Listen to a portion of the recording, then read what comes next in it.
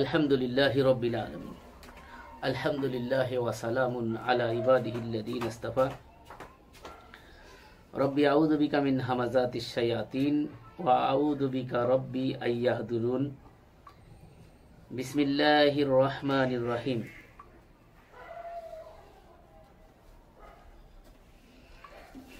ওয়াজআলনা আলা কুলুবিহিম আকিন্নাহ আইয়াফকাহুহু ওয়া ফি আযানিহিম ওয়াকরান ওয়াইযা যাকারতা রাব্বাকা ফিল কুরআনি ওয়াহদাহু ওয়াকালু আলা আদবারিহিম নুফুরা। ওয়াকালা তাআলা ওয়াইযা যুকিরাল্লাহু ওয়াহদাহু আসমাতু কুলুবুল্লাযীনা ইউমিনুনা বিল আখিরাতি ওয়াইযা যুকিরাল্লাযীনা মিন দুনিহি ইযহুম ইয়াস্তাবশিরুন। প্রশংসা আল্লাহ রাব্বুল আলামিনের জন্য, যিনি আপনাকে আমাকে সৃষ্টি করে আপনার আমার সকলের জন্য বিধান দিয়েছেন আল কোরআন। এবং সালাত ও সালাম বর্ষিত হোক রসুলগণের প্রতি, যাহারা যুগে যুগে আল্লাহ পাকের কালামকে ধারণ করে আমাদের কাছে যথাযোগ্যভাবে পৌঁছে দিয়েছেন। ওয়াসাল্লামু আলা মুরসালিন। সম্মানিত উপস্থিতি, আজকে একটা বিষয় আলোচনা করতে চাচ্ছি, সেটা হচ্ছে যেই বিষয়টা আমাদের সমাজের অধিকাংশ মানুষের বিশ্বাস থাকার পরেও বিষয়টা প্রকাশ করলে অনেকেরই গাত্রদাহ হয়। সেটা হচ্ছে আল কোরআন মানার ক্ষেত্রে। এই সমাজে যারাই মুসলিম সকলেই কিন্তু আল কোরআন মানার দাবিদার। এমন কোন ইসলামী দল পাবেন না যারা আল কোরআন মানে না এই কথা বলে। সবাই বলে যে আমরা আল কোরআন মানি, আল কোরআনের আলো সংসদে জ্বালো, আল কোরআনের আলো ঘরে ঘরে জ্বালো, এইসব স্লোগান সর্বস্ব আমরা যেটা দেখতে পাই। তো আসলে আমরা যখন বলি এক আল্লাহর কিতাবের কথা, তখন পরিস্থিতিটা কি দাঁড়ায় এই কথাটা আমি আপনাদের সম্মুখে এই মর্মে কোরআন কারীমের 17 নম্বর সূরা বনী ইসরাইলের 46 নম্বর 17-46 আল্লাহ রাব্বুল আলামিন বলছেন, ওয়াজআলনা আলা কুলুবিহিম আকিন্না আইয়াফকাহুহু ওয়া ফি আযানিহিম ওয়াকরান। আর আমি তাদের অন্তরের উপর ঢাকনা রেখে দিয়েছি। কে বলছেন? আল্লাহ। যাতে তারা বুঝতে না পারে, এবং তাদের কানে দিয়েছি বধিরতা। এরপরে আল্লাহ বলছে, ওয়াইযা যাকারতা রাব্বাকা ফিল কুরআনি ওয়াহদাহু। কথাটা খেয়াল করতে, আয়াতটা অনেকেই খেয়াল করেন নাই কখনো। দেখেন কঠিন আয়াত। আল্লাহ সুবহানাহু ওয়া তাআলা বলতেছে ওয়াইযা যাকারতা, আর যখন তুমি কোরআনে তোমার রব এক হওয়ার কথা উল্লেখ করো, কুরআনি ওয়াহদাহু, এখানে এটাও বলা যেতে পারে এক রবের একক কোরআনের কথা যখন বলা হয়। ওয়াহদাহু শব্দটা, হু জমিটা কোরআনের পরে আসছে। যখন এক কোরআনের কথা তখন বলা হয়, তখন কি বলে? ওয়ালাউ আলা আদবারিহিম নুফুরা, তখন তারা পৃষ্ঠ প্রদর্শন করে পালায়। আপনার সাথে সুন্দর কথা বলবে, ধর্মের কথা বলবে, দিনের কথা বলবে, কথা বুঝতে পারছেন? যেই আপনি এক কোরআনের কথা বলবেন, সেই দেখবেন করে কিছু, এই যে এই তুমি কাফের হয়ে গেছো, তুমি মুরতাদ, তুমি আহলে কোরআন হয়ে গেছো। কথা বুঝতে পারছেন? আমরা কখনোই বলিনি যে আমরা আহলে কোরআন। আমাকে বারবার বলা হয় আহলে কোরআন। আমি বারবার বলি আহলে কোরআন শব্দটা কোরআনে নাই, তো আমি কি করে বলবো আমি আহলে কোরআন? আল্লাহ রাব্বুল আলামিন কোরআনে কারীমে কোথাও বলেন নাই আহলে কোরআন। আল্লাহ কোরআন বলছে ইয়া আহলাল কিতাব, কিতাবের ফলোয়ার, কিতাবের অনুসারী। আল্লাহ এটা বলে সম্বোধন করেছে, ইয়া আইয়ুহাল্লাযীনা আমানু, হে বিশ্বাসী সম্প্রদায়। এভাবে আল্লাহ সম্বোধন করেছে। ইয়া আহলাল ইয়াসরাব, এভাবে বলছেন আল্লাহ। কিন্তু ইয়া আহলাল কোরআন এই কথা আল্লাহ বলেন। ইয়া আহলাল হাদিসও বলেন, আহলুল হাদিসও বলেন, আহলুল কোরআনও আল্লাহ বলেন। অতএব আমি আহলুল হাদিসও না, আমি আহলুল কোরআনও না। তবে আহলুল কোরআনের কথা হাদিস আছে, কোরআনে নাই, তবে হাদিস আছে। দুটো হাদিস আছে, দুটো হাদিসই সহি। যারা সহি হাদিস মানে আর আহলে কোরআন বলে গালি দেয়, তারা যে হাদিস মানে না, এটা স্পষ্ট। যেহেতু আমাদের পরে তো ট্যাগ লাগাই দিয়ে হয়েছে আমরা হাদিস মানি না, ভালো কথা। তা আপনারা সহি হাদিস মানেন, তা আপনারা সহি হাদিস কোথায় মানেন? সহি হাদিস তো আহলুল কোরআন শব্দটা আছে, ইয়া আহলাল কোরআন। আহলুল কোরআনি হুম আহলুল্লাহ ওয়া হুয়া খাসা। আহলুল কোরআন হচ্ছে আল্লাহর খাস আহাল, পাশের লোক। কথা বুঝতে পেরেছেন? আবার বলা হয়েছে ইয়া আহলাল কোরআন, তোমরা বেতের সালাত আদায় করো। আও তিরু, তোমরা সালাতকে কি করো? বেতের করো। সুনানে আবু দাউদ 1416 নাম্বার হাদিস, দেখে নেন। তার মুসনাদে আহমদেও আছে হাদিস। তো এভাবে করে হাদিস তারা সহি, অথচ সহি হাদিসকে তারা গালি বানাইছে। তাই এটা কি আমাদের দোষ? আহলে কোরআন মানে গালি, তারা বানাইছে, কিন্তু ও আহলে কোরআন হয়ে গেছে। কালকে যাচ্ছিলাম, ঢাকা থেকে আসছি, আমাদেরই 2-3 জন ফলোয়ার আছে ওখানে। এক মুফতি সাহেব দেখলাম, তিনি দোকানের সামনে কথা বলতেছে কয়েকজনকে নিয়ে। তো একজনের নামই আমাদের ভিতরে একজনই যাদের সাথে আমি উঠা বসা করি, নাম বলে লাভ নেই, একজনের নাম উল্লেখ করে বলছে ও তো 3-4 মাস ধরে দেখতেছি আহলে কোরআন হয়ে গেছে, ও তো বিভ্রান্ত হয়ে গেছে। আহলে কোরআন হওয়া মানে বিভ্রান্ত, আহলে কোরআন হওয়া মানে কি কাফের, আহলে কোরআন হওয়া মানে কি মুরতাদ। এই যে কথাটা যারা বলছে তারা তো আসলে হাদিস মানার দাবিদার, কিন্তু তারা তো হাদিস মানে না। হাদিসে ছাড়া কিন্তু আহলে কোরআন শব্দ নাই, কোরআনে কিন্তু আহলে কোরআন শব্দ নাই, অতএব আমরা তো আহলে কোরআন দাবি করি না। তারপরে আমাদের পরে আহলে কোরআনের ট্যাগ লাগাই দিয়ে যারা এটাকে গালি বানাইলো তারা তো হাদিস মানে না, তারা হাদিস মানে না, সেটা বোঝা গেল। তাহলে আল্লাহ রাব্বুল আলামিন 57 নম্বর সূরা 46 নম্বর আয়াতে বলছে যখন এক কোরআনের কথা বলা হয়, খেয়াল করেন, কোরআনি ওয়াহদাহু, যখন এক কোরআনের কথা বলা হয় তাহলে ওয়ালাউ আলা আদবারিহিম নুফুরা, তখন তারা পৃষ্ঠ প্রদর্শন করে। এখন দেখেন এই বাস্তব চিত্রটা, সারা ওয়ার্ল্ড ওয়াইজ দেখেন আপনি, যখন শুধু একটা কোরআনের কথা বলবে, কোরআন মানে শুধু, তাহলে বলবে কি, তাহলে রসুলের কি হবে? তাহলে কোরআন কেমন যেন মানে আমাদের পরে নাযিল হয়েছে মাআযাল্লাহ, এই কথার উত্তর তো এতটুকুন কমন সেন্স যার নাই। কোরআনটা তো রসুলের পরে নাযিল হয়েছে, তাই না? তাহলে কোরআন মানলে তো রসুলকে মানা হচ্ছে অলরেডি। তো রসুলকে মানতে গেলে যদি কোরআন না হয় তাহলে রসুল মানবেন কি করে? রসুল তো রসুলই হয়েছে কোরআনের কারণে। কথাটা খেয়াল করতে, এতদিন তিনি মুহাম্মদ ছিলেন, একটা আয়াত নাই, আমি তো বারবার চ্যালেঞ্জ করছি, সারা ওয়ার্ল্ডে চ্যালেঞ্জ করছি, শুধু আমাদেরকে কাফের মুশরিক বিভিন্ন রকমের ট্যাগ লাগায়, কিন্তু কেউ একটা দলিল দেখেন অনলাইনে যারা লক্ষ্য করছেন, কেউ কিন্তু একটা নিচে এসে দলিল দেয় না যে এই দলিলের ভিত্তিতে আমি ভুল করছেন, খালি আমাদেরকে ট্যাগ লাগায়, কিন্তু দলিলটা দিতে পারে না। আমি তো বলেছি যে আল্লাহ একটা আয়াত যদি কোথাও বলে থাকেন যে তুমি মুহাম্মাদের অনুসরণ করো, মুহাম্মাদের আনুগত্য করো, আতিউল্লাহ ওয়া আতিউ মুহাম্মাদ, কোথাও নাই কোরআনে। তাহলে আতিউল্লাহ ওয়া আতিউর রাসূল, আনুগত্য আল্লাহর, আনুগত্য রসুলের। তার রসুল তো রিসালাত পাইয়া রসুল হইয়াছে, বিষয়টা করছো, রিসালাত পেয়ে তিনি রসুল হয়েছেন, তিনি আগে মুহাম্মদ ছিলেন, এরপরে মুহাম্মাদুর রাসূলুল্লাহ, তিনি হয়েছেন আল্লাহর রিসালাত পেয়ে রাসূলুল্লাহ হয়েছেন। কার রসুল? কিন্তু আমরা বলতেছি কি আমার রসুল, হুজুরের রসুল। হুজুর কাজ করার সময় কি সুন্দর নিয়ে বিনিয়ে কয় আমার রসুল বলেছেন, আমার রসুল বলেছেন, কি কথা ঠিক? ওনার রসুল না, রসুল কার? আল্লাহর রসুল। এখন সহজ একটা বিষয়, তাহলে আল্লাহর রসুল, আল্লাহর রসুলকে আনুগত্য করা জরুরি, অবশ্যম্ভাবী। যদি রসুলের আনুগত্য না করেন ভাই, তাহলে কিন্তু কিয়ামতের মাঠে আফসোস করে আঙ্গুল কামড়ায় খাইবে আর আফসোস করবে, আতান আল্লাহ ওয়া আতানার রাসূলা। আমরা যদি আনুগত্য করতাম আল্লাহর, আনুগত্য করতাম রসুলের, তাহলে কতই না ভালো হতো, তখন আফসোস করবে। কিন্তু আফসোস করলে সেদিন কিন্তু কোনো কাজ হইবে না। আতান আল্লাহ ওয়া আতানার রাসূলা, সেদিন আপনি আফসোস করে কোনো লাভ হবে না। আজকে আপনাকে কি করতে হবে? এটা 25 নম্বর সূরা, 26 নম্বর সূরা 26-27 থেকে শুরু হয়েছে। আল মুলকু ইয়াউমাইযিনিল হাক্কু লির-রাহমানি ওয়া কানা ইয়াউমান আলাল কাফিরিনা আসিরা। সেদিন প্রকৃত সার্বভৌমত্ব হবে পরম করুণাময়, আর সেদিনটি কাফিরদের জন্য বড়ই কঠিন, কাফেরদের জন্য বড় কঠিন।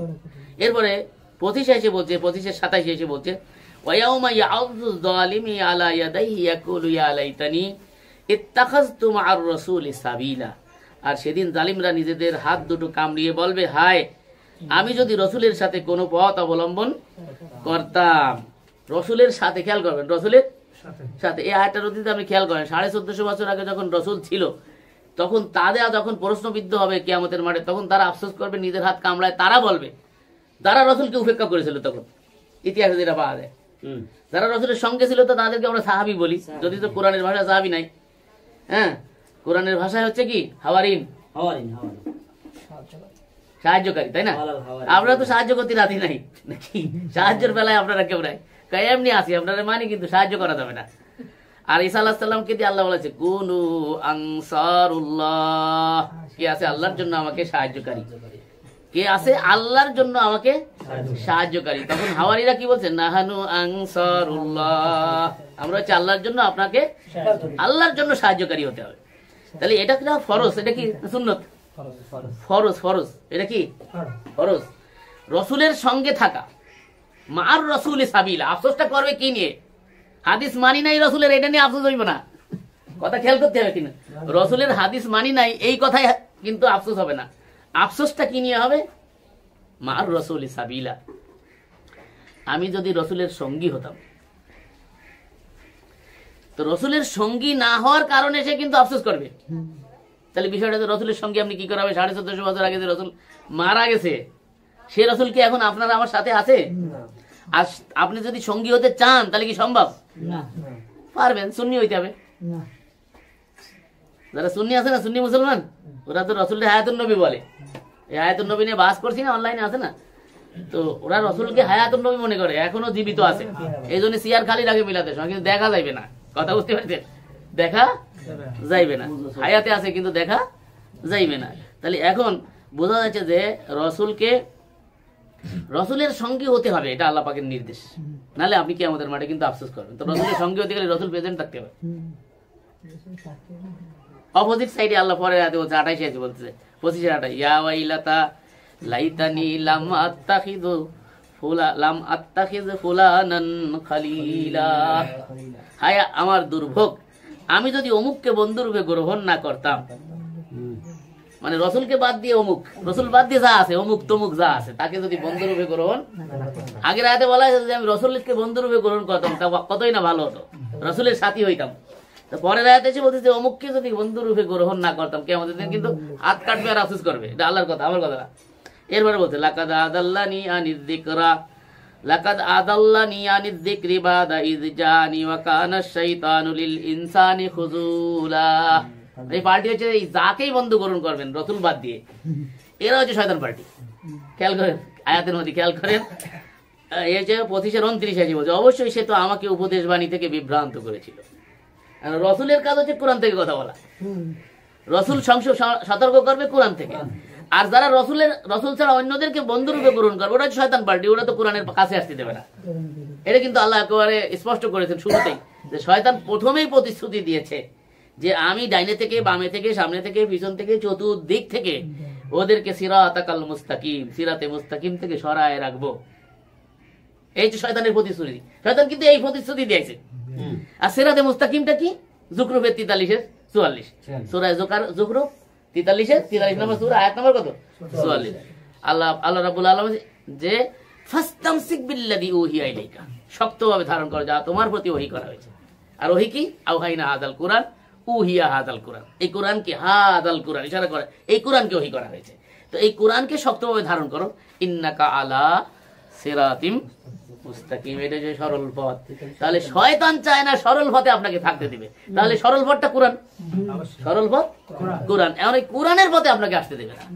এখন এই যারা, সে যত বড় স্কলার হোক না কেন, যত বড় বিদ্বান হোক না কেন, যে আপনাকে কোরআন বিমুখ করতে চায়, যে আপনাকে কোরআনের কথা বললে আপনাকে দূরে সরায় রাখতে চায়, তাহলে মনে রাখতে হবে যে ও শয়তানের সুরিয়াত, ও শয়তানের দোসর, ও শয়তানের হয়ে কাজ করছে। এটা আমার কথা না, আল্লাহর কথা। এটা আল্লাহ বলতেছে লাকাদ আদাল্লানি আনিয যিকরি বাদা ইয জানি ওয়া কানা শাইতানু লিল ইনসানি খুযুলা। অবশ্যই সে তো আমাকে উপদেশ বাণী থেকে বিভ্রান্ত করেছিল, আমার কাছে তা আসার পর। কোরআন আসছে না সবার কাছে? এই হুজুরের কাছে আইছে না, এই স্কলারের কাছে আইছে না, সবার কাছে আসার পরেও কি করছে? এই কোরআন দিয়ে হইবে না, শুধু কোরআন বুঝবা না, কোরআন বলতে গেলে 15 ভাষায় পারদর্শী হইতে হইবে। এই কথাটি কিনা তাফসীর লাগবে, তারপর গ্রামার পড়া লাগবে, নাসিক মানসুক জানাই লাগবে। কথা বলতে এই ধরনের কথাবার্তা বলিয়া আপনাকে সুকৌশলে কোরআন বিমুখ করার চেষ্টা করবে। এরপর আল্লাহ বলে আর শয়তান তো মানুষের জন্য চরম প্রতারক, শয়তান তো মানুষের জন্য চরম প্রতারক। তাহলে আল্লাহ বুঝা দিলেন এই যারা এই কাজ করে, আল্লাহ জিকির মানে এখানে কি? কোরআন। জিকির মানে কোরআন, স্মরণিকা। এই কোরআন থেকে, স্মরণিকা থেকে আপনাকে বিমুখ করা, এটা শয়তানের কাজ। আর যে বা যারা এই কাজটা করে তারা হচ্ছে শয়তানের দোসর। কি কথাটি কিনা? এইটাই এদের কাজই হচ্ছে আপনাকে কোরআন বিমুখ করবে, ছলে বলে কলে কৌশলে, বিভিন্ন কৌশলে, এমন কায়দায় ঢুকে পড়ে নামাজ পড়তে পড়তে ঢুকে দেবে। নামাজ পড়তে পড়তে যে আপনি কাফের হয়ে গেছেন, আপনি বুঝতেই পারেন নাই যে নামাজ পড়ে কাফের হয়ে গেছি। নামাজ পড়ে কাফের হয়ে গেছেন, আপনি বুঝতে পারেন নাই যে কি করছেন। তো ভালো কাজ করছেন, সেজদা করতেছেন আল্লাহর সামনে। তো কোন জায়গায় আল্লাহ মাটিতে কইছে সেজদা করতে? একটা আয়াত দেখা, তা তো দেখাইতে পারবি না। তো আমার তো কথা বলতেই হচ্ছে জানে, একটা আয়াত দেখা কোরআনের থেকে, একটা আয়াত, বেশি না, একটা আয়াত, ইঙ্গিত দেখা, একটা ইঙ্গিত তো দেখাইতে পারো না, কোথাও তো নাই। এটা তাহলে কোথায় পাইলে? কি করলো? কোথায় পাইলে? এটা একটা আয়াত নাই, কেউ একটা আয়াত দেখাইতে পারে না। আমি কম ঘাটিনি আলহামদুলিল্লাহ। কোরআনের সেজদার আয়াতগুলো তো সার্চ দিলে এখন এমন অ্যাপস আছে আমাদের কাছে, আয়াতে সার্চ দেওয়ার সাথে সাথে সেজদা সংক্রান্ত যত আয়াত আছে সব এক জায়গায়, এবং কোন রুটে কোনটা, কয়েক প্রকারের সেজদা, সাজিদ, সাজিদুন, সাজিদিন যা আছে কেন না কেন সব হাজির হয়ে যায়। তাহলে ওখানে কি বলা হয়েছে সেগুলো তো আল্লাহ ক্লিয়ার বলে দিচ্ছে। আল্লাহ বলেন যে ফাসাজাদাল মালাইকা ইল্লা ইবলিস, সবাই সেজদা করলো, কিন্তু করলো না কে? তো সবাই সেজদা করলো, সবাই মানে বুটে বসে মাটি ছিল ওখানে জান্নাতে। যদি ঘটনা তাদের তথ্য অনুসারে জান্নাতে যদি ঘটনা হয়ে থাকে, সেটা যদি ওই উপরে হয়ে থাকে, তখন তো মাটি ছিল না নাকি? মাটি ছিল, ওটা তো উপরে, মাটি তো ছিল না। তাহলে এখন সবাই সেজদা করলো ইল্লা ইবলিস, করলো না কে? ইবলিস করলো না। আবার ওইদিকে ইউসুফ আলাইহিস সালাম রাআইতুহুম লিসাজিদিন আহাদা আশারা কাওকাবান রাআইতুহুম লিসাজিদিন, আমি দেখলাম চন্দ্র সূর্য এবং তারকা তা আমাকে কি করতেছে? সেজদা করতে। আহাদা আশারা মানে 11টা, এই 11টায় কি করছে? আমাকে সেজদা করতেছে। এরপরে যখন ইউসুফের বিজয় হইলো, সংক্ষেপে বলতে ইউসুফ আলাইহিস সালামের বিজয় হইলো, তার বাবা আসলো, তখন ভাইয়েরা যখন তার সামনে সেজদায় লুটিয়ে পড়লো, ভাইরা কিন্তু ইউসুফের সামনে সেজদায় লুটিয়ে পড়লো, তখন ইউসুফ আলাইহিস সালাম বলছে আব্বা জান, ইয়াকুব আলাইহিস সালাম বলছে আব্বা জান, এই হচ্ছে আমার স্বপ্নের ব্যাখ্যা। 100 নম্বর আয়াত সূরা ইউসুফ, 12 নম্বর সূরা 100 নম্বর আয়াত। তাহলে এখন যে এই যে 100 নম্বর আয়াতে যে ব্যাখ্যা করে দিয়ে বুঝাই দিল, তার ভাইরা কি করলো? সেজদায় লুটিয়ে পড়লো। লুটিয়ে পড়লো মানে কি? এখানে সেজদা মানে তারা আনুগত্য সহকারে মেনে নিল ইউসুফকে। প্রথমে মানবে না, আদম আলাইহিস সালামকে মেনে নিতে বলছিল আল্লাহ রাব্বুল আলামিন ইবলিসকে। তো ইবলিস যুক্তি প্রদর্শন করলো, আমি ওরে কেন মানবো? মাথা নত মানে কি? মাথা নত মানে কথার মধ্যে মাথা নত আছে না? কথায়, কাজে, কর্মে মাথা নত বলতে এটা একটা রূপক কথা, মানে শব্দটা এরকম বলি আমরা। নুয়ায় পড়ছে, ও কেমন যেন নুয়ায় পড়ছে, ওর কথাবার্তা দেখলো কেমন যেন নুয়ায় পড়ছে, কথাবার্তা আবার নুয়ায় পড়ে কিনে, তার মানে ওর কথাটা ছিল নমনীয় পর্যায়ে, যেই কায়দায় ইসলাম হয়ে কথা কওয়ার দরকার ছিল সেভাবে কথা বলে। তো আনুগত্যের সহকারে বশ্যতা স্বীকার করে মেনে নেওয়ার কথা ছিল আল্লাহর বিধানকে। আল্লাহ বলছে তুমি সেজদা করো, কাকে? তাকে। কখন সেজদা করতে বলছে? কোরআনে সূরায় 7 নম্বর সূরায় দেখবেন যে আমার রূহ থেকে যখন তার ভিতরে রূহ ফুঁকে দিলাম, ফানা ফাখা, আল্লাহ বলছে না আমি ফুঁকে দিলাম। কখন ফুঁকে দিয়েছে? স্ট্রাকচার তৈরি হয়েছে, তো স্ট্রাকচারের ভিতরে আল্লাহ রূহ ফুঁকে দিচ্ছে আল্লাহ থেকে। তাহলে আসলে মূলত আনুগত্যটা করতে বলতেছে কার? কিন্তু এইখানে আল্লাহ একটু কৌশল ইখতিয়ার করছে, এটা হচ্ছে আল্লাহর কৌশল। আল্লাহর কৌশলে তো কেউ বাধা দেওয়ার নেই। এখন এইটা কেন করছে? আদমের ভিতরে ফুঁকে দিয়ে যখন কইছে তখন যে আমি ওর সামনে দেবো কেন, এই হচ্ছে ওর সমস্যা। ও কিন্তু আল্লাহকে দিতে ওর সমস্যা নাই। এখন দেখেন রসুল হয়ে মানতে চায় না আল্লাহকে, এখানে সমস্যাটা খুব খেয়াল করতে হবে সূক্ষ্মভাবে। আল্লাহকে সবাই মানতেছে, সুরা গোটা ওয়ার্ল্ড মানতেছে, কিন্তু রসুল হয়ে আল্লাহকে মানা, এইটাই কিন্তু আল্লাহ বারবার ঘুরে বলে আতিউল্লাহ ওয়া আতিউর রাসূলা, আমি আনুগত্য করবে আল্লাহর, আনুগত্য করবে রসুল। তার কারণ আল্লাহকে কোনো বান্দারা সকলে যখন এই পৃথিবীতে আসবে, তো আল্লাহর প্ল্যানে ছিল এই পৃথিবীতে আসে বান্দারা আল্লাহকে লা তুদরিকুহুল আবসার ওয়া হুয়া ইউদরিকুল আবসার, কোনো চক্ষু তাকে দেখতে পায় না, তিনি সকলকে দেখেন। ওয়া হুয়াল লাতীফুল খাবীর, তিনি সূক্ষ্মদর্শী। অর্থাৎ আল্লাহ আমাদেরকে দেখবেন, আমাদের সবকিছু এট আ টাইমে সবকিছুকে প্রত্যক্ষ করেন, করবেন, এটা আল্লাহ জানেন। কিন্তু বান্দারা আল্লাহকে এট আ টাইমে দেখতে সকলে দেখতে পারবে না এই চক্ষু দিয়ে, দেখতে পারবে না। তাহলে আল্লাহর বিধানটা মানবে কি করে ভাই? বিধান মানতে গেলে সত্তা লাগে, খেয়াল করতে হবে। বিধানের প্রয়োগের ক্ষেত্রে সত্তা লাগে। বাংলাদেশে একটা সংবিধান, এটা একটা বিধান না? সংবিধান যা ডাক্তার কামাল রচনা করেছে, এটা বিধান। তো ওই বিধানটা তো সংসদে ওখানে পড়ে আছে ভাই, ওই বইটা পড়ে আছে। তো ওই বিধানটাকে বাস্তবায়ন করার জন্য কিছু সংখ্যক লোক সংসদে বসে, তাদেরকে আমরা সংসদ সদস্য বলি। তারা একজন নির্বাহী কর্তা থাকে, সার্বভৌমত্ব যার হাতে, ওই সংসদের যে আপনার ওকে কি বলে, সংবিধানের সার্বভৌমত্ব তার হাতে, সেই আইন রচনা করে, সেই পরিবর্তন আনে। তো ঠিক এরকমই আল্লাহ সুবহানাহু ওয়া তাআলা হচ্ছে সার্বভৌম সত্তা। তিনি আমাদের জন্য বিধান দিয়েছেন, এই বিধানটা আমাদের জন্য আল্লাহ দিয়েছেন, তার আল্লাহকে আমরা দেখছি না, তো বিধানটা মানবো কি করে? বিধাতার বিধান মানতে হবে, বিধান দেওয়ার কোনো অধিকার কিন্তু কারো নাই। এই জন্য আল্লাহ রাব্বুল আলামিন রসুলদেরকে চুজ করেছেন, তারা কি করবে? আল্লাহর বিধান থেকে বিধান দেবে।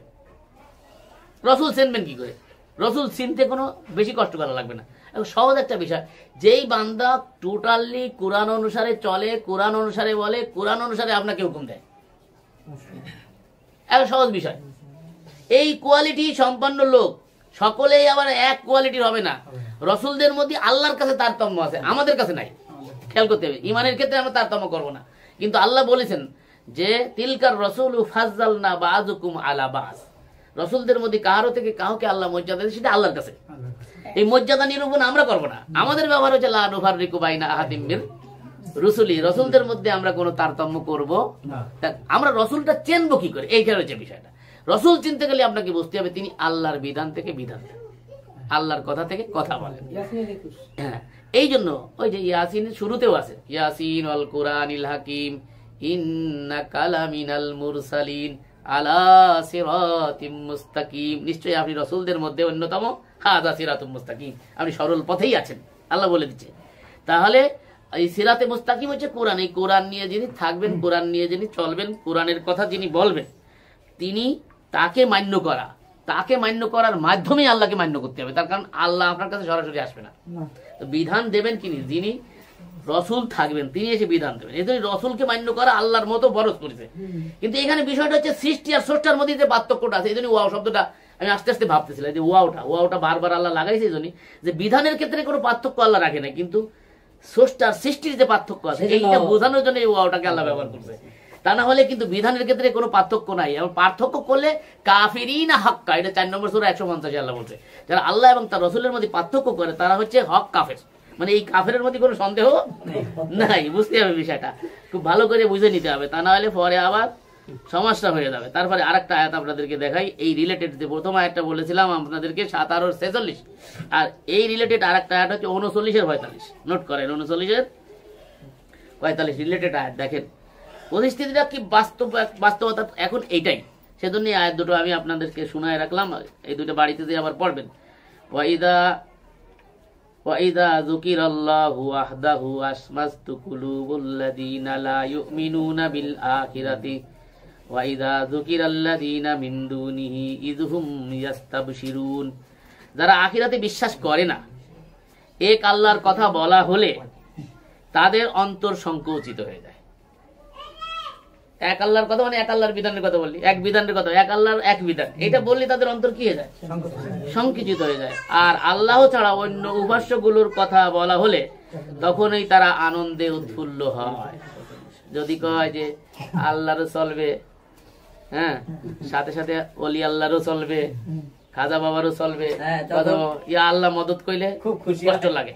কিন্তু যদি কয় ইয়া আল্লাহ মদত, ইয়া রসুল মদত, দুইটা একসাথে কয়, ইয়া গৌসুল আজম মদত, তাহলে কি হয়, মনে শান্তি লাগে, মনে শান্তি লাগে।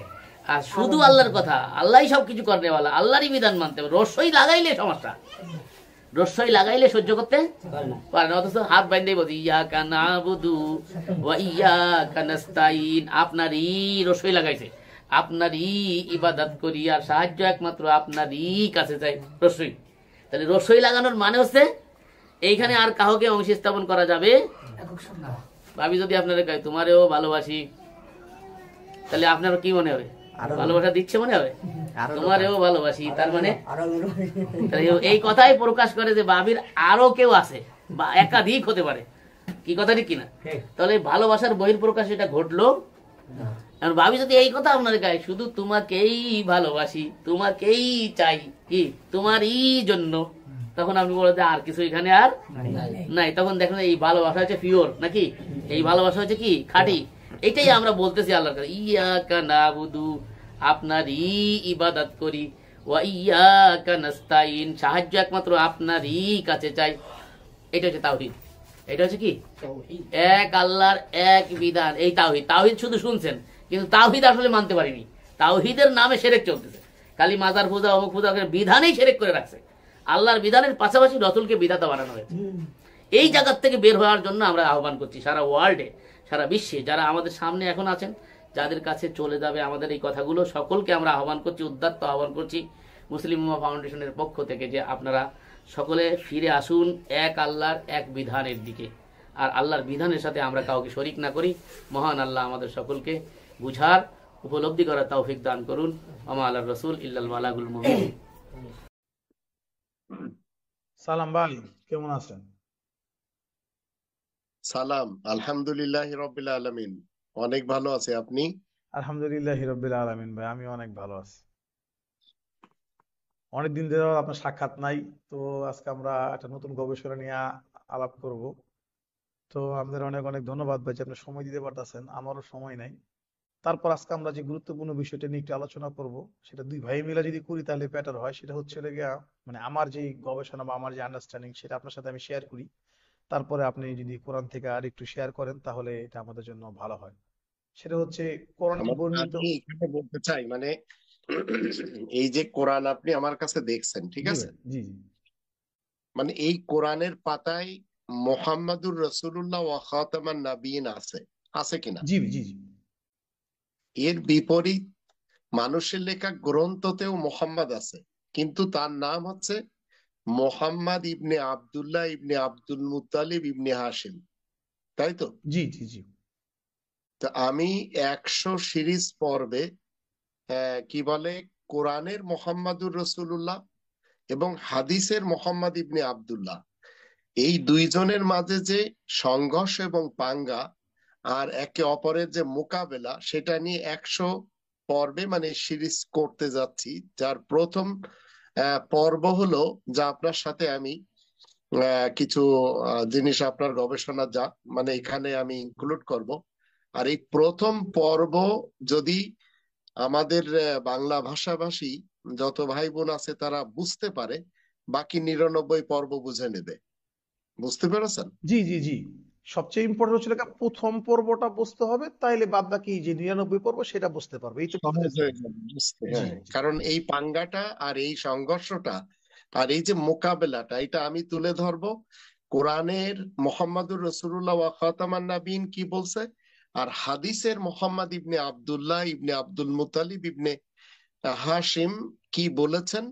বা মুসলমান যে 200 কোটি আজ পৃথিবীতে, তারা কোরআনের মোহাম্মদুর রসুল্লাহকে না বুঝে হাদিসের মোহাম্মদ ইবনে আব্দুল্লাহকে কোরআনের মোহাম্মদুর রসুল্লাহ বুঝে বসে আছে, যেটাকে আমরা বাংলা ভাষায় বলি ভ্রূণের শিকার হয়ে আছে। এবার আপনি বলেন যে জি ভাই, আপনার যে এইটাই স্টাডি, এইটাই সেই ছিল স্টাডি। আমার একটা গবেষণা যেটা আপনার সাথে আমি আলোচনা করেছি। সেটা আলোচনাটা হচ্ছিল কি এরকম যে কোরআনে বর্ণিত মুহাম্মদ এটা কোনো নাম না। আর আমরা কোরআনের বাইরে যে অন্য অন্য যে বইগুলো আছে সেখানে দেখতে পাই এইটা একটা নাম। এখন এইটা নিয়ে ছিল আমার গবেষণা। ছোট্ট গবেষণা থেকে আমি আপনাকে কিছু উদ্ধৃতি দিচ্ছি, আশা রাখি মানুষ এই ভ্রম থেকে বের হয়ে আসতে পারবে ইনশাআল্লাহ। সেটা হচ্ছে আমরা আউযুবিল্লাহি মিনাশ শাইতানির রাজিম বিসমিল্লাহির রহমানির রহিম, যেটা বলতেছিলাম যে ভাই সূরা ফাতিহাতে আমরা যখন পড়ি দ্বিতীয় আয়াত আলহামদুলিল্লাহি রাব্বিল আলামিন, সকল প্রশংসার যে মালিক বা দাবিদার তিনি হচ্ছেন রব, তার সকল প্রশংসার মালিক হচ্ছেন আল্লাহ তাআলা বা রব, ইহকাল এবং পরকালের যে পালন কর্তা সে। তো এখন এই যে প্রশংসা, আল যখন আমরা ব্যবহার করি, আল শব্দ হচ্ছে দি, আর হামদ মানে হচ্ছে প্রশংসা, আর লি হচ্ছে মানে জন্য। তাহলে সকল প্রশংসা কার জন্য? রবের জন্য। এখন আমরা এটাকে যখন আমরা দেখি কোরআনে আরো অনেক জায়গার ভিতরে এই হামদ কথাটা আছে, সেখানে বিভিন্ন গ্রামাটিক্যাল টার্ম যুক্ত হয়। যে কখনো মু আসে, কখনো আইয়ুক মাদু আসে, মাকামে মাহমুদ আসে, অনেক জিনিসগুলো আছে, সেগুলো আমি আপনার কাছ থেকে শুনবো। তা আমরা এখানে যেহেতু বুঝতে পারলাম এখানে প্রশংসা যে শব্দটা ব্যবহার করা হয়েছে, সেই প্রশংসাটা শব্দ তো এখানে কোনো নাম হিসাবে ব্যবহার করা হয়নি। সুতরাং আমরা যদি রুটটা ফলো করি তাহলে আমরা দেখবো যে হুম। কোরআনে কোথায়ও এটাকে নাম হিসাবে ব্যবহার করা হয়নি। কিন্তু কোরআনের বাইরে যখন আমরা যাব অনেক গ্রন্থে আমরা দেখবো এটাকে নাম হিসাবে ব্যবহার করা হয়েছে। যেমন উদাহরণস্বরূপ যদি আমি আপনাকে বলি, যেমন আল্লাহর নাম হচ্ছে রহমান, রাহিম, ঠিক তদ্রুপ অনেক মানুষও তাদের নাম রেখেছে রহমান, রাহিম। তাহলে কি কোরআনে বর্ণিত আল্লাহর যে সিফাতি নাম রহমান এবং রাহিম, তাহলে কি তারাও কি আল্লাহর সেই সিফাতি নাম বহন করে? তা তো না। কারো বাপ মা এটা নাম রাখতেই পারে। যেমন ধরেন আমরা যারা ঈমান আনি তাদেরকে আমরা বলি মুমিন, আবারও হুম। আমাদের এখানে একজন মানুষের নাম হচ্ছে মুমিন। তো ওই মুমিন আর এই কোরআনে বর্ণিত মুমিন তো এক জিনিস না ভাই। কোরআনে ঠিক। বর্ণিত রসুল মানে আপনি আবার মানুষের আপনি যে মোহাম্মদ নিয়ে বলতে চাচ্ছেন, এই মোহাম্মদের যখন আমরা রুট দেখি তখন হা মিম দাল পাই। জি এই হামদুল, এই রুটে যখন মোহাম্মদ হয় তখন এই মোহাম্মদ একটা উপাধি হয়, আহ, ব্যক্তি চরিত্রের যে কর্ম, সেই কর্মের উপাধি। এটা আপনি বুঝাতে চাচ্ছেন, তাই তো? জি জি জি, আমি বুঝাতে চাচ্ছি এইটাই। তারপরও আমি আপনার সাথে এইটা আলোচনা করা, কারণ আমার বুঝটাকে কংক্রিট একটা রূপ দেওয়ার ইচ্ছা আছে, যেটা আপনি বলছেন এই পর্বে আমরা আগামী 100 পর্ব পর্যন্ত যাব। সুতরাং আমি এইটা, যেমন ধরেন আমি যেটা বলছিলাম যে কারণ নাম রসুল, এখন কোরআনে বর্ণিত রসুল আমরা সবাই জানি এটা একটা উপাধি, যিনি কর্মের উপাধি। কর্মের উপাধি। তো এখন কেউ নাম রসুল রাখলে তো হবে না। যেমন ধরেন আমাদের দেশে একজন খেলোয়াড় আছে, নাম হলো খালেদ মাসুদ পাইলট। তো উনি কি বিমান চালায়? তা তো না, কিন্তু যিনি বিমান চালায় তার উপাধি হচ্ছে পাইলট। তো এইভাবে হুম। যদি এখন আমরা ব্যাপারটা লক্ষ্য করি যে প্রশংসা কারো নাম না। এখন আমার বাবা মা যদি আমার নাম প্রশংসা রাখে, তাহলে কি আমি কোরআনে বর্ণিত ওই মোহাম্মদ তা হয়ে যাব? তা তো না, এটা কর্মের উপাধি। তো এই হচ্ছে আমার সংক্ষিপ্ত আলোচনা। আমি আপনার কাছে যেহেতু আপনার আরো ভাস্ট নলেজ আছে, এটা হচ্ছে আমার একটা গবেষণার একটা টুকরো অংশ আপনার সাথে শেয়ার করলাম। আপনি যদি একটু বিস্তারিতটা একটু বর্ণনা করতেন তাহলে মনে হয় ভালো হয়। ধন্যবাদ। আমি তো বিস্তারিত আজকে আমি আপনার সামনে কোরআনের যে গ্রামার, কোরআনের গ্রামার দিয়ে আমি আপনাকে প্রথমে বুঝাই। আর আপনি তো বাংলা ভাষায় 40 কোটির মতো আজকে 2025 সালে আল্লাহ তাআলার পৃথিবীতে বাংলা ভাষাভাষী রয়েছে। এরা যদি এই উপাধি চরিত্রটা বুঝতে পারে, তাহলে এরা কোরআনের কাছে আসবে।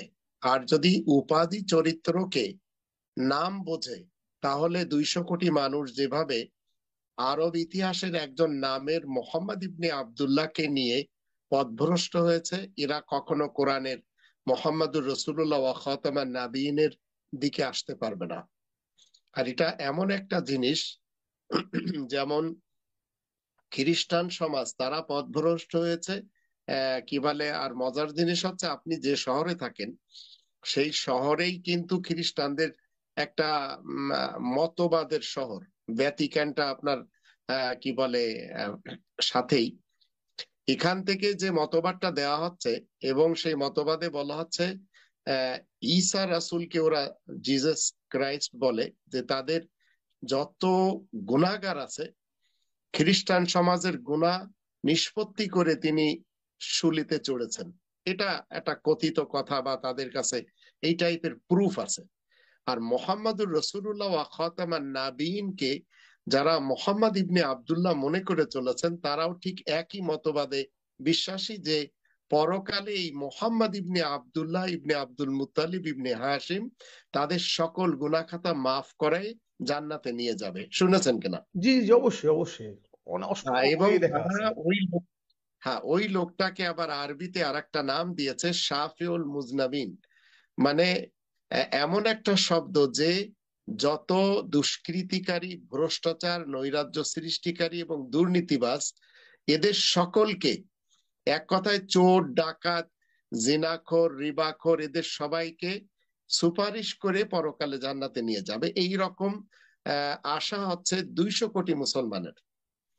বুঝতে পেরেছেন? জি এখন কোরআনের মোহাম্মদুর রসুল্লাহ ওয়া খাতামান নাবিয়িন একেবারে ভিন্ন। আমি আপনার কাছে যদি জিজ্ঞেস করি যে এই আমার হাতে আপনি আল কিতাব দেখছেন, জি 2 নম্বর সূরা আল বাকারার 213 নম্বর আয়াতে আল্লাহ বলছেন যে এই গ্রন্থটি সকল নবীদেরকে আল্লাহ দিয়েছেন।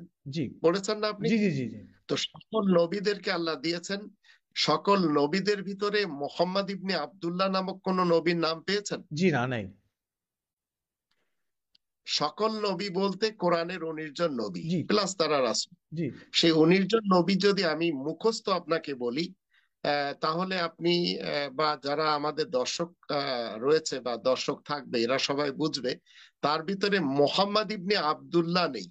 জি আর শুধু যখন আমরা দেখি ইব্রাহিম, ইসহাক, ইয়াকুব, নূহ, দাউদ, সুলাইমান, আইয়ুব, ইউসুফ, মুসা, হারুন, জাকারিয়া, ইয়াহইয়া, ঈসা, ইলিয়াস, ইসমাইল, আলিয়াসা, ইউনুস, লূত, ইদ্রিস, জি মোহাম্মদ ইবনে আব্দুল্লাহ পেলেন?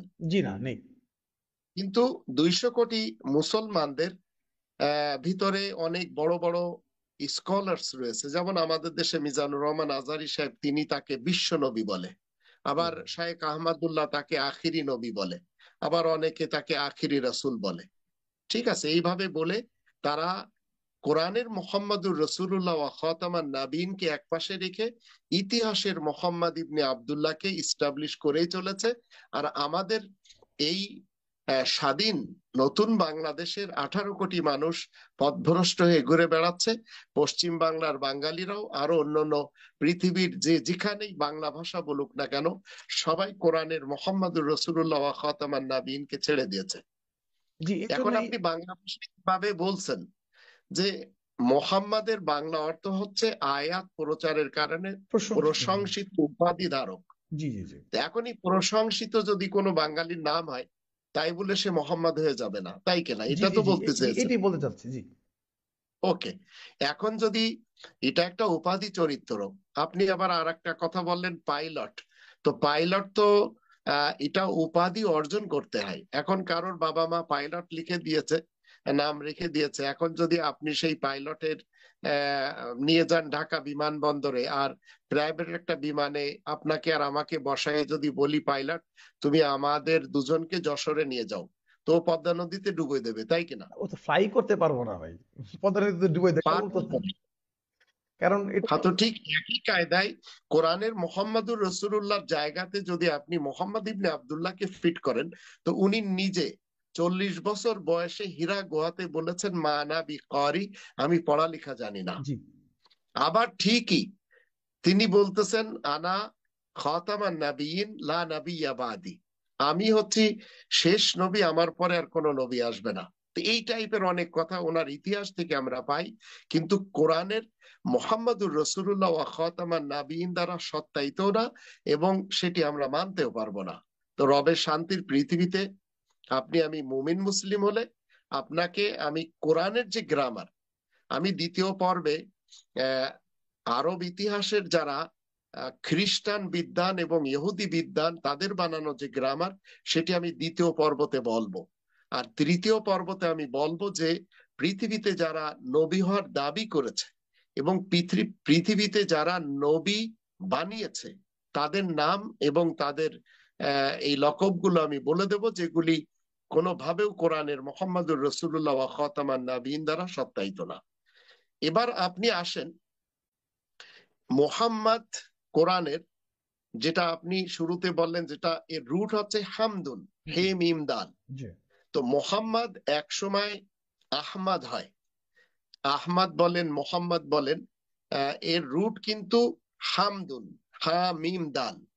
আবার আহমদ হতে গেলে আবার হামিদ হতে হয়, হামিদও এই একই রুটের, আহমদও একই রুট থেকে। হামিদ হওয়ার পরে আবার মাহমুদ হতে হয়, আবার মাহমুদ হয়ে মাকামে মাহমুদে পৌঁছে যেতে হয়। তো মোহাম্মদের উৎপত্তি কোরআনের গ্রামার অনুযায়ী হামদ থেকে। আর হামদের শুরুতে বিশেষ আলিফ লাম যখন লেগে যায়, তো সেটি শুধুমাত্র চিরস্থায়ী লালন পালনকারী এই পৃথিবীর এবং পরজগতের যিনি রব তার জন্য নির্ধারণ হয়ে যায়, তার উপাধি হয়ে যায়। এটি কোনো মানুষের জন্য হতে পারে না। তাই আমরা বলি আলহামদুলিল্লাহ রব্বিল আলামিন। তো মোহাম্মদ কোরআনের গ্রামার মতে আরবি শব্দ হাম থেকে উৎপত্তি। এর হে মিম দাল এই তিনটি অক্ষর। এখন এই হে মিম দাল বা হা মিম দাল এর শুরু যখন আপনি একটা মিম দিয়ে দেবেন, তখন এটা হয়ে যাবে মোহাম্মদ। মোহাম্মদটা ইসমে মাফুল। আর এর উদাহরণ আমি আপনাকে এইভাবে দিই, যেমন ধরেন মুনাফিক। তো মুনাফিকের রুটটা হচ্ছে নুন ফা কফ, কফ। নাফাকা থেকে মুনাফিক। আবার যখন আমরা মুশরিক দেখি, তো মুশরিক এর উৎপত্তি হচ্ছে শিন র কাপ, শিরকুন থেকে। তো এখন যদি আপনি ক্রিয়াপদের উপর ভিত্তি করে একটি শব্দ বা অস্তিত্বের একটি অবস্থা প্রকাশ করতে চান, মানে the active and passive participle যদি আপনি করতে চান, তাহলে হবে কি, প্যাসিভ পার্টিসিপল কি হবে বা অ্যাক্টিভ পার্টিসিপল হবে আহ, মোহাম্মদ হবে, মাহমুদ হবে, ঠিক মুজাক্কিন একটা শব্দ আছে, আবার মুজাক্কি। তো এগুলি যখন আমরা ক্রিয়াপদের উপর ভিত্তি করে একটি শব্দ বা অস্তিত্বের অবস্থান প্রকাশ করতে চাই, তাহলে এইভাবে পাবো। আমাদের মনে রাখতে হবে আরবিতে নাউন এবং প্রোনাউনের যে এটা যদি আপনি দেখতে চান বা এটা যদি বানাতে চান, তো নাউন এবং প্রোনাউন, যেমন আরব ইতিহাসের মোহাম্মদ ইবনে আব্দুল্লাহ একটি নাম, ঠিক আছে। তো আমরা কোরআন থেকে জানছি যে হামদুন, এই হামদুন থেকে মোহাম্মদ হচ্ছে যখন এটি আমরা ডেরিভেটিভ বানাই নাউন এবং প্রোনাউন, তখন শুরুতে একটা মিম দিতে হয়। এই মিম অক্ষরটি শব্দের প্রথম দিকে দিকে যখন যুক্ত হয়ে যায়, তখন এটা অ্যাক্টিভ পার্টিসিপল হয়ে যায়, আর প্যাসিভ পার্টিসিপল এটাকে করা যায়। তখন কি হয়, the active participle is formed from triliteral letters. এখন এটা কি হয়, প্যাসিভ পার্টিসিপল যখন ক্রিয়া ব্যতীত অন্যান্য শব্দ থেকে গঠিত হয়, তখন ক্রিয়াটিকে কি কি বলা হয়, প্যাসিভ অরেস্ট টেন্স, মানে চলমান বর্তমান কাল বা বর্তমান চলিত কাল জি। এর মধ্যে রেখে, এবং অরেস্ট অক্ষর মিম যে এর উপর পেশ দিয়ে প্রস্থাপিত করতে হয়।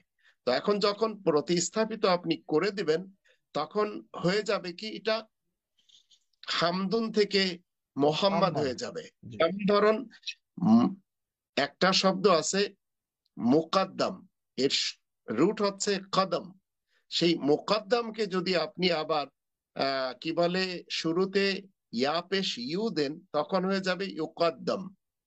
তো ঠিক একই কায়দায় প্যাসিভ পার্টিসিপল বা অ্যাক্টিভ পার্টিসিপল যখন মোহাম্মদ থেকে আপনি আবার মাহমুদ বানাতে পারবেন।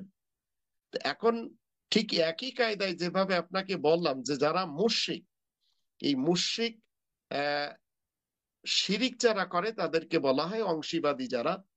তো মুশরিক, কোরআনে যখন আমরা 29 নম্বর সূরা আল আনকাবুতের 65 আয়াত দেখি, সেখানে বলা আছে ফাইদা রকিবু ফিল ফুলকি দাআউল্লাহ মুখলিসিনা লাহুদ্দিন ফালাম্মা নাজ্জাহুম ইদাল ইলাল বারি ইদাহুম ইশরিকুন। তারা যখন নৌযানে চড়ে, তখন কিন্তু আল্লাহ তাআলাকে নিরঙ্কুশ ভাবে ডাকতে থাকে, জীবন ব্যবস্থা একমাত্র রবের জন্য নির্দিষ্ট করে। কিন্তু পরে যখন ওদেরকে বাঁচিয়ে তীরে আনা হয়, তখন ওরা আবার কি করে, ইদাহুম ইশরিকুন, তখন ওরা শিরিক করতে লেগে যায়। তো মুশরিক এটা কিন্তু আমরা জানলাম, এটাও একটা উপাধি চরিত্র। এটা আপনাকে অংশীবাদী যখন আপনি হবেন, তখন আপনি মুশরিক আপনাকে বলা হবে। আমরা 112 নম্বর সূরার 4 নম্বর আয়াতে যখন দেখি, সেখানে ওয়ালাম ইয়াকুল্লাহু কুফুয়ান আহাদ, এর অর্থ হচ্ছে কোন দিক থেকে আল্লাহ তাআলার কোনো শরীক নেই, সমকক্ষ নেই। আবার 6 নম্বর সূরা আল আনআমের 64 আয়াতে যখন আমরা দেখি, কুলিল্লাহু ইউনাজ্জিকুম মিনহা ওয়া মিন কুল্লি কারবিন সুম্মা আনতুম তুশরিকুন, তুমি বলে দাও আল্লাহ যে তোমাদেরকে তেমন অবস্থার কবল থেকে আর সব রকমের দুর্যোগ থেকে রেহাই দান করেন, তারপরেও যে তোমরা শরিক করে চলে যাও, শরিক করো। তো এটা একটা চলমান উপাধি। তো মুশরিক যদি আপনার কি বলে ভাষ্য মতে, যদি কোনো বাবা মা তার সন্তানের নাম মুশরিক রাখে আর সে যদি মুমিনের কাজ করে, তাহলে কিন্তু সে কখনো অংশীবাদী হবে না। তো ঠিক মুনাফিক শব্দটি কোরআনের বিভিন্ন সূরাতে এসেছে। আল মুনাফিকুন, এটা হচ্ছে চলমান উপাধি যার কোরআনে ব্যবহৃত হয়েছে। যেমন আমরা যখন 33 নম্বর সূরা আল আহজাবের 12 নম্বর আয়াতে দেখি, ওয়াইজ ইয়াকুলুল মুনাফিকুনা ওয়াল্লাযীনা ফি কুলুবিহিম মারাদুন মা ওয়া'আদানাল্লাহু ওয়া রাসূলুহু ইল্লা গুরুরা। আর যখন দুমুখো মুনাফিকরা তারা যখন বলতে লাগে, আমাদের সাথে আল্লাহ ও আল্লাহর বার্তাবাহক রাসূল তো শুধু ধোঁকা দেওয়ার জন্যই ওয়াদা করে রেখেছেন। তাহলে বোঝা গেল মুনাফিক এটি হচ্ছে চলমান একটি কি বলে আপনার উপাধি। এই উপাধি চরিত্রের উপরে যদি কেউ না আসে, তাহলে সে যত নামেরই মানে মুনাফিক হোক না কেন, সে মুনাফিক ফিট হবে না। আবার যখন 63 নম্বর সূরা মুনাফিকুনের প্রথম আয়াত দেখি, সেখানে চলমান রসুলুল্লাহর সাথে কিছু কথা হচ্ছে এই মুনাফিকিনদের, এটা চলমান উপাধি। ইদা জাকাল মুনাফিকুনা ক্বালু নাশহাদু ইন্নাকা লা রাসূলুল্লাহ। রাসূলুল্লাহর বাংলা অর্থ হচ্ছে আল্লাহ তাআলার বার্তাবাহক। ওয়াল্লাহু ইয়ালামু ইন্নাকা লা রাসূলু ওয়াল্লাহু ইয়াশহাদু ইন্নাল মুনাফিকিনা লাকাযিবুন। তোমার কাছে যখন দুমুখ মুনাফিক লোকগুলো এসে হাজির হয়, তো মুনাফিক যেমন চলমান উপাধি, রাসূলুল্লাহ চলমান উপাধি। তখন তারা বলে আমরা সাক্ষ্য দিচ্ছি আপনি অবশ্যই আল্লাহ তাআলার একজন বার্তাবাহক রাসূল। অথচ আল্লাহ এই কথা জানেন যে তুমি অবশ্যই আল্লাহ তাআলার বার্তাবাহক রাসূল, কিন্তু আল্লাহ সাক্ষ্য দিচ্ছেন নিশ্চয় মুনাফিকরা মিথ্যা বলছে। অথচ তারা কিন্তু সত্যই বলছে। তো সত্য বলছে তারা, এই সত্য বলাটা সত্য না, এই জন্য আমলে দেখাতে হবে। আপনি যদি চলমান মুহাম্মদ হতে চান, তাহলে আপনাকে কোরআন যে ক্রাইটেরিয়ান দিয়েছে সেই ক্রাইটেরিয়ানে আপনাকে ফুলফিল হতে হবে। তো হামদুন শব্দটি সৌন্দর্য এবং শ্রেষ্ঠত্বের জন্য কোরআনে কখনো ব্যবহৃত হয় না। এটা আপনাকে অগত্যা অর্জন করতে হয়। যেমন ধরুন, মাকামে মাহমুদ একটি স্থান রয়েছে, মানে সুপরিচিত সুউচ্চ প্রশংসার পরিচিতির একটা আসন, যাকে মাকামে মাহমুদ বলা হয়। তো কোরআনের 17 নম্বর সূরা বানী ইসরাইলের 79 নম্বর আয়াত যখন আমরা পড়ি, সেখানে বলা হচ্ছে অমিনাল লাইলি ফাতাহাজ্জাদ বিহি নাফিলাতাল আসা ইয়াবাতাকা রব্বুকা মাকামা মাহমুদা। আর রাতের কিছু অংশ কোরআনের সাথে, বিহি মানে এই কোরআনের সাথে তাহাজ্জুদ করতে হবে। তাহাজ্জুদের বাংলা কি? চেষ্টা সাধনা। জিহাদ থেকে তাহাজ্জুদ আসবে, তোমার জন্য এ হচ্ছে অতিরিক্ত নফল কাজ। আশা করা যায় তোমার রব শীঘ্রই তোমাকে মাকামে মাহমুদ মানে সুউচ্চ প্রশংসার পরিচিতির আসনে পৌঁছে দিবেন। তো এখন মাকামে মাহমুদে আপনি যদি পৌঁছতে চান, তাহলে আপনাকে এই কাজ করতে হবে। আপনার নাম মাহমুদ হলেই যে আপনি সুউচ্চ প্রশংসার পরিচিতির আসনে উপনীত হলেন তা না। যেমন আপনি কি বললেন যে পাইলট, তো পাইলট নাম থাকলে, বা একজনের নাম মাঝি কিন্তু সে নৌকা চালাতে জানে না, তাহলে তার হাতে নৌকা দিলে সে ডুবিয়ে দিবে। ঠিক একই কায়দায় একজনের নাম ডাক্তার, কিন্তু সে রুগী দেখতে গেলে রুগীকে মেরে ফেলে দেবে। তো একজন ইঞ্জিনিয়ার নাম রেখেছেন, ক্যাপ্টেন নাম রেখেছেন, মূলত এগুলি সব উপাধি চরিত্র। তো সুউচ্চ প্রশংসার পরিচিতির আসনে আপনাকে মাহমুদ হতে হবে যতক্ষণ আপনি হাম থেকে মোহাম্মদ না হবেন, মাকামে মাহমুদে পৌঁছতে পারবেন না। তো ঠিক একই কায়দায় আমি কোরআন থেকে আরো কিছু চরিত্র তুলে ধরছি। এই চরিত্রগুলি যদি আমরা কোরআনের 9 নম্বর সূরা আত-তাওবা এর 112 নম্বর আয়াত দেখি, সেখানে আত-তাইবুন, আল আবিদুন, আল হামিদুন, আস-সাইহুন, আর রাকিউন, আস-সাজিদুন, আল আমিরুনা বিল মারুফ ওয়ান নাহুনা আনিল মুনকার ওয়াল হাফিজুনা লিহুদুদিল্লাহ ওয়া বাশিরিল মুমিনিন। তো এখানে অনেকগুলো চরিত্র আল্লাহ বলে দিলেন, যারা তাওবা করে, দাসত্ব করে, প্রশংসা করে, উপবাস থাকে, মাথা ঝুঁকে রুকু করে, কপাল ঠেকে সিজদা করে, সুপরিচিত বিধিবিধানের নির্দেশ দান করে, গর্হিত কাজে বারণ করে, আর আল্লাহ তাআলার নির্ধারিত সীমার হেফাজত করে। তাই তুমি এ সকল মুমিনদেরকে সুসংবাদ দাও। তো আল হামিদুন এখানে রয়েছে, মোহাম্মদ আল হামিদুন একই রুট থেকে। হামিদুন মানে কি? মোহাম্মদ হলো আয়াত প্রচারের কারণে প্রশংসিত উপাধি। এখন এই উপাধির যে ধারক সে হবে হামিদুন। সে প্রশংসা করবে, কাকে করবে? আল্লাহ তাআলার প্রশংসা করবে। আর মোহাম্মদ হলে তাকে প্রশংসিত কে বলবে? আল্লাহ বলবেন। আর এই উপাধিটা কোনো একজন ব্যক্তির জন্য নির্ধারণ না। এটি আমি আপনাকে আরো একটু সামনে যে বলবো কেন নির্ধারণ না। আল হামিদুন যদি গুণাবলী গুণী নিজস্বভাবে ধারণ করে থাকে, তবে হামদের পরিবর্তে একটি শব্দ কোরআনে মাদাহা শব্দ ব্যবহার হয়েছে, একই অর্থ দেয়, মাদাহা, মাদহুন। তো কোরআনে বিভিন্ন আয়াতে হামদুন শব্দটি যেভাবে ব্যবহার হয়, তার মধ্যে আমরা হামদ খুঁজে পাই। এর সাথে যখন ডিফাইনেট আর্টিকেল আলিফ লাম যোগ হয় তখন আলহামদু হয়ে যায়, সকল প্রকারের প্রশংসা।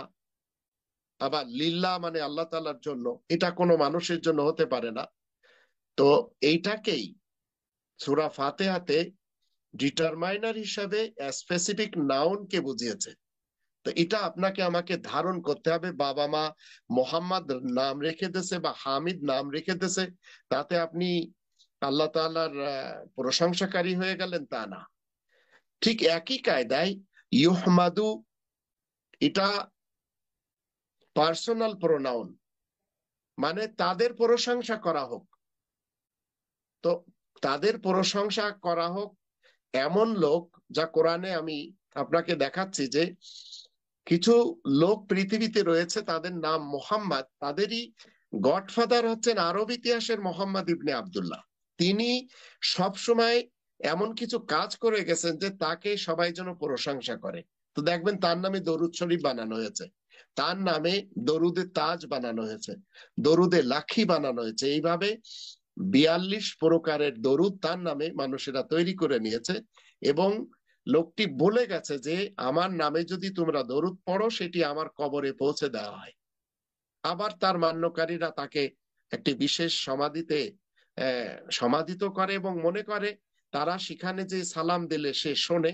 আর আমাদের দেশে যে হিফাজতের বড় একজন নেতা কি বলে, মামুনুল হক সাহেব বলেছেন তার সেই আরব ইতিহাসের মোহাম্মদ ইবনে আব্দুল্লাহ কবরে জীবিত। তো কবরে যদি জীবিত থাকে তাহলে জীবিত মানুষকে কেউ কি প্রথিত করে, কবর দেয়?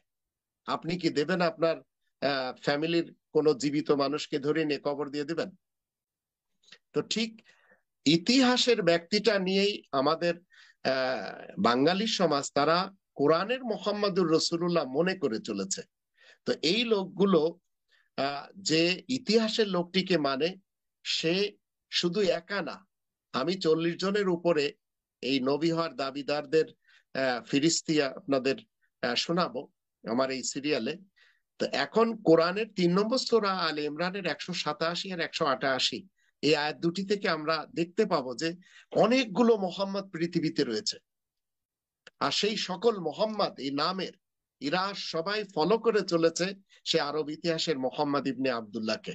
তো আল্লাহ বলেন, ওয়াইদ আখাযাল্লাহু মিসাকাল্লাযীনা উতুল কিতাব লা তুবাইয়িনুন্নাহু লিন-নাস ওয়া লা তাকতুমুনা ফানাবাযুহু ওয়ারা'a যুহরিহিম ওয়াশতারাউ বিহি সামানান ক্বালিলা ফাবিসা মা ইয়াশতারুন। আল্লাহ যখন আল কিতাবের ধারকদের কাছ থেকে, যারা দাবিদার এবং যারা প্রকৃতপক্ষে ধারক, দাবিদার মুসলমান শিয়া সুন্নি সালাফি, আর ধারক মুসলিম যারা আমরা রয়েছি, তো এদের থেকে ওয়াদা নিলেন তোমরা মানব সমাজের কাছে তা প্রকাশ করবে, প্রচার করবে। আজ 900 কোটি মানুষ আমরা 2025 সালে যারা আয়াত পড়ছি, আমাদের সকলকে আল্লাহ বলছেন যে উতুল কিতাব লা তুবাইয়িনুনাহু লিন-নাস ওয়া লা তাকতুমুনা। তো আমাদের বয়ান করতে হবে, এটি গোপন করা যাবে না, মোটেই গোপন করবে না। কিন্তু তারা নিজেদের পিঠের পিছনে তা ফেলে রাখে আর নগণ্য দামের বিনিময়ে তা বিক্রি করে। তাদের এই কারবার বড়ই জঘন্য। এর পরের আয়াতে 188 আয়াতে আমরা ইহমাদু শব্দটা বুঝবো যে এরা সবাই মোহাম্মদ হয়েছে, যারা কোরআন আয়াতের প্রচারের কারণে যে প্রশংসিত উপাধি আল্লাহ দিবেন সেটি এরা চায় না। তো এখন এরা কি করলো? আল্লাহ বলেন, লা তাহসাবান্নাল্লাযীনা ইয়াফরাহুনা বিমা আতাউ ওয়া ইউহিব্বুনা আন ইউহমাদু বিমা লাম ইয়াফআলু ফালা তাহসাবান্নাহুম বিমাফাযাতিন মিনাল আযাব ওয়া লাহুম আযাবুন আলীম। তো আন ইউহমাদু আপনার কথা মতে আমি আপনাকে বলি, যদি আপনার সেই পাইলটের মতো আরো পৃথিবীতে অনেকের নাম পাইলট আছে, এই সব পাইলটকে যদি আপনি একটা মাঠে এনে দাঁড় করান, যেমন এখানে আন ইউহমাদু, তো ঠিক পাইলট গুলিকে এক জায়গায় দাঁড় করায় যদি আপনি ভাষণ দিয়ে বলেন যে আপনাদেরকে প্লেন উড়াতে হবে, পারবে কেউ? না। তো আন ইউহমাদু যারা, আল্লাহ বলছেন যে এটা তাদের ভাবা উচিত নয়, যারা নিজেদের কাজকর্ম সম্পর্কে খুবই খুশি হয় আর যে কাজ তারা করেনি সেজন্য লোকের কাছে প্রশংসা পেতে চায় মুহাম্মদ হয়ে। এদের সম্পর্কে এই কথা বোঝা মোটেই উচিত হবে না যে এরা আযাব থেকে রেহাই পেয়ে যাবে, এদের জন্য কষ্টদায়ক আযাব রয়েছে। তো ঠিক 100 জন পাইলট যাদের নাম, পাইলট এদের হাতে 100টি বিমান দিলে যেমন স্টার্ট দিতে পারবে না, 100টি মোহাম্মদ তারা কোরআনের আল্লাহ তাআলার পক্ষ থেকে আয়াত প্রচারের কারণে প্রশংসিত উপাধি চরিত্র অর্জন করেনি। এদের হাতে যদি আপনি কোরআন দেন তাহলে এরা সবাই বলবে একযোগে মা নাবি কারি, পড়ালেখা জানি না আমরা, এক এক করে সবাই বলবে। তো এখন আসেন, কোনো ভালো কাজের জন্য প্রশংসা করা বা প্রশংসিত হওয়া, অর্থাৎ কোরআনের আলোকে আয়াত প্রচারের কারণে প্রশংসিত হয়ে চলমান মোহাম্মদ উপাধি ধারণ করতে হয়। আর 33 নম্বর সূরা আল আহজাবের 40 নম্বর আয়াত থেকে আমরা জানবো, আল্লাহ বলছেন, মা কানা মুহাম্মাদুন আবা আহাদিম মির রিজালিকুম ওয়ালাকিন রাসূলুল্লাহি ওয়া খাতামান নাবিয়্যিন ওয়া কানা আল্লাহু বিকুল্লি শাইইন আলিমা। আয়াত প্রচারের কারণে প্রশংসিত উপাধি ধারক মোহাম্মদ তো আর তোমাদের মধ্যকার কোন পুরুষের বাবা না, দাদা না, নানা না, পরনানা না, কিন্তু আয়াত প্রচারের কারণে প্রশংসিত উপাধি ধারক মোহাম্মদ আল্লাহ তাআলার বার্তাবাহক। আল্লাহ তাআলার বার্তাবাহক মানে রসুল আল্লাহ, আল্লাহ তাআলা রসুল, রসুল্লাহ আল্লাহ তাআলার বার্তাবাহক, ওয়া খাতামান নাবিয়্যিন আর সকল বিশেষ খবরদাতা নবীদের সিলমোহর। আর আল্লাহ তো সবকিছুই বেশ জানেন। তো খাতামান নাবিয়্যিন 19 জন নবীদের নাম আমি আপনাদের সকলের সামনে, মানে দর্শক যারা রয়েছে তাদেরকে জানিয়ে দিলাম। এই 19 জন নবীদের সিলমোহর মুহাম্মাদুর রাসূলুল্লাহ ওয়া খাতামান নাবিয়্যিন। কিন্তু আপনি হাদিসে পড়েছেন ইতিহাসের ওই ব্যক্তির ব্যাপারে, তিনি নিজের ব্যাপারে কি বলেছেন, যে আমি খাতিম, মানে আমি সবাইকে কি করতে এসেছি, শেষ করতে এসেছি। ওই হাদিসটা আপনার মনে আছে? কোথায় বুখারী লেখা আছে? 3535। 3535 বুখারী সাহেবের লেখা হাদিস মতে ওখানে অনুবাদটা কি? খাতিম, খাতিম, খাতিম। আর কোরআনে আছে খাতাম। মুহাম্মাদুর রাসূলুল্লাহ ওয়া খাতামান নাবিয়্যিন। তো খাতামান নাবিয়্যিন এটি যখন আমরা আবার কোরআনের সূরা বাকারা শুরুতে কি দেখি, শুরুর আয়াতগুলির ভিতরে খতাম আল্লাহু আলা কুলুবিহিম, খতামা মানে সিল লাগিয়ে দেওয়া, আর খাতিম মানে যে নিজে সিল কি ভাই, করতেছে, যে একটা জিনিস আমরা একটু স্মরণ করাই দিই, আমাদের মিটিংটা শেষ হয়ে যাওয়ার 1 মিনিট বাকি আছে। তারপরে হয়তো আমরা কন্টিনিউ করব, সমস্যা নেই পরবর্তী ভিডিওগুলিতে। তো আপনাকে অনেক